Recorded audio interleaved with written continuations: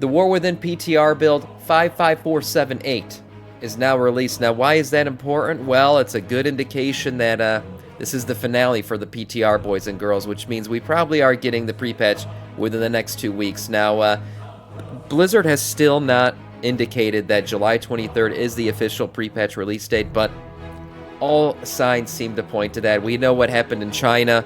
Blizzard talking about July 30th being the official release for them, so it just seems like that's what's going to happen. Now, even though pre-patch will launch on July 23rd, I believe the world events and everything else won't happen until the next Tuesday, but the first launch of pre-patch will basically give us all of the cool little fun goody stuff like war bands and all the UI changes and everything else that's coming with the War Within.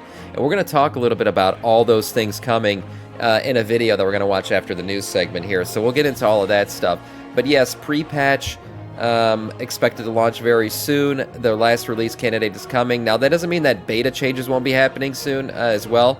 Beta will still be going on, but in this last week, or probably later this week, we will see the merging of PTR and beta, which will indicate kind of the end of the testing phase and the beginning of the final runway to the launch of the War Within. So really good stuff here. Now, some changes have been coming in, believe it or not. Even though we are nearing the end here, changes are still coming in for the end here. So 15% buffs across the board for druids, especially restoration. So that's really nice to see for them. Good little boost for them. I feel like healing across the board needs to be buffed, but we're actually going to see one healer here is getting the nerf hammer, which is pretty crazy. So Evoker, Devastation, getting a nice little damage increase, 15%, and Imminent Destruction is no longer the capstone, being swapped for positions with Feed the Flames. Okay, so that's nice for you if you understand what Feed the Flame is as an Evoker. Hunters continuing to get buffs after their big reworks. Grenade Juggler has been updated, casting Explosive Shot, reduces its cooldown bomb by 2 seconds. Grenade Juggler and Sulfur Line Pocket Procs will no longer grant cooldown reductions, okay, and Bombardier is no longer consumed by Sulfur Line. So some nice little buffs here for Hunters in terms of survival. Arcane Mage getting some damage reductions. Yeah, getting the nerf hammer a little bit across the board, a bunch of reductions, 5%, 10% for barrage, missiles, and blast. A bunch of other reductions as well. It seems like, from what I've seen, Arcane was pumping really hard in the testing, so it's not the end of the world for Arcane. I'm sure they're going to be very viable still. Yeah, it was OP on beta, exactly, Tidewell. That's what I saw. They were just putting out crazy numbers, so you knew these nerfs were coming. But Frost got a little bit of a buff here, increase by 10% here for Glacial Spike. A couple other things got buffed as well. You guys could check these out and read them. I'll link this in the chat. This is the one healer that got nerfed. Holy Paladin got a decrease of 20% across the board for Holy Light. Damn, that is crazy. I was expecting buffs across the board for healers, but it looks like Holy Paladin may have just been pumping too hard when it came to hero talents being intertwined with all that stuff. So they got a little bit of a nerf there. And actually 20% is not a little bit. That's kind of quite a lot. Shaman Enhancement. A reduction got taken away, so that's nice. So that's a reversion of a prior nerf. So enhancement, look, Shamans are, they could be in a good spot for this expansion. Yeah, they could be in a good spot. I've been seeing a lot of good things for Shamans recently. We just talked about it yesterday. It's on my channel about Shaman tanks possibly coming in this expansion. I still think it could happen, but we'll have to see. Anyways, enhancement, nice removal of that nerf hammer. And then Restoration Torrent now increases Riptide's initial healing by 20%. And its critical strike rate by 10%. So nice restoration and enhancement buffs there. Good stuff to see for most classes. Again, Paladin and Arcane Mage seem to be the only ones that got a little bit of a nerf there. Shaman tanks will come with the Pirate expansion. That's right.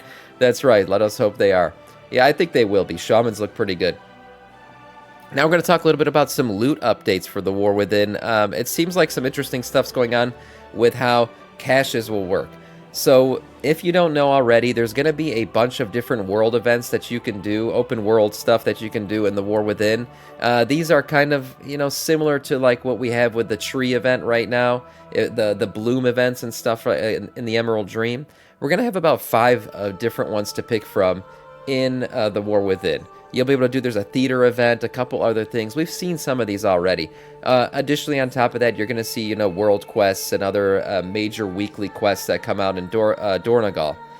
And the way these things are going to work is actually, when you get these completed, your first 4 caches are going to give you veterans gear. So that's going to be a nice little buff. And beyond that, you're going to get adventurer gear. So the first 4 that you're going to get, the first 2 of any source are going to give you the veterans gear. Beyond that, you're going to be getting, again, adventurer gear, which is a tick down. Now, they said they don't want anyone to feel like that outdoor players aren't going to have regular source of veteran gear, but we also don't want anyone to feel like they need to play the content that they don't want to play just to keep up with the season. So that's why veterans gear is going to be somewhat limited. Now, the first 4 caches you earn each week from any source will also give you the 100 coffer key fragments, which is what you're going to need to be able to combine a bunch of things, to combine together to create your coffer keys to do the delves. So you're going to be wanting to do the delves as well. That's going to be something that you're going to try to farm out, hopefully not required. Again, all of this stuff is kind of things you can do, but I feel like delves are going to be a thing you want to do, especially with the rep grinds and stuff that we may be getting. We saw recently that that there's going to be, some quests locked behind rep.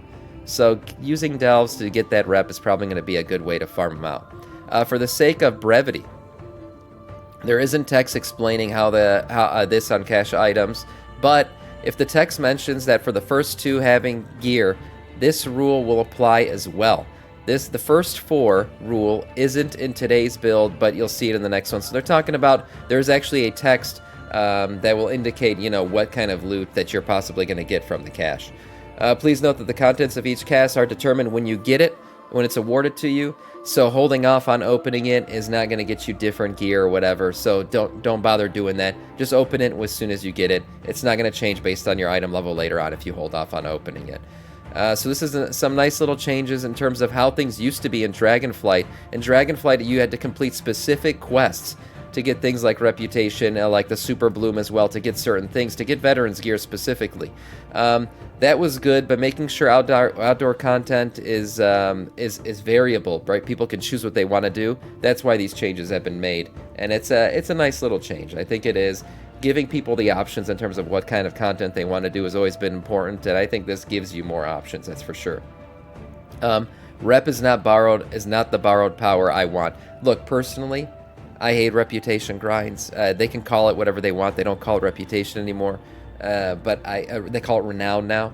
But I hate when things are locked behind renown, personally. I don't want to have to grind it out. If it's just given to me via questing and I get certain level of renown that's required, then that's fine. But when I have to actually go out and do other things to get it, I don't care for it. Again, bring back the tabard system if you want me to grind out renown, and I'll do it happily.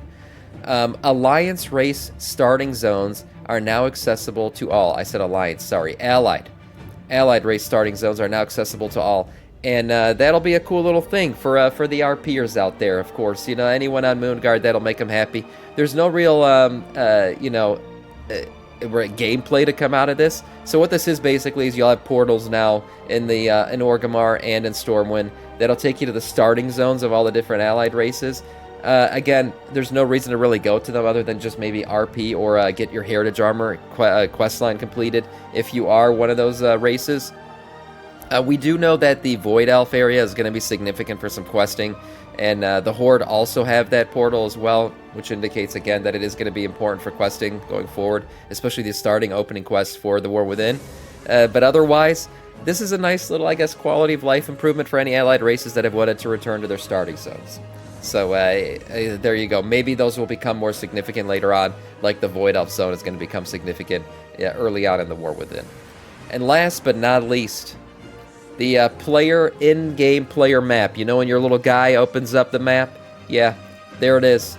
We have now have Dornogal there, so the new zone for the Khazalgar, is the new zone that we're going to be going to. It is now added to the little in-game map, so everything the players have asked for. There it is. We always wanted that, an updated in-game player map, and now we have it. The sizes are a bit off. I mean, Pandaria looks much smaller than it really is on the map, but here it is. Now when your character opens a map in-game, this is what it'll look like. Nice little update there.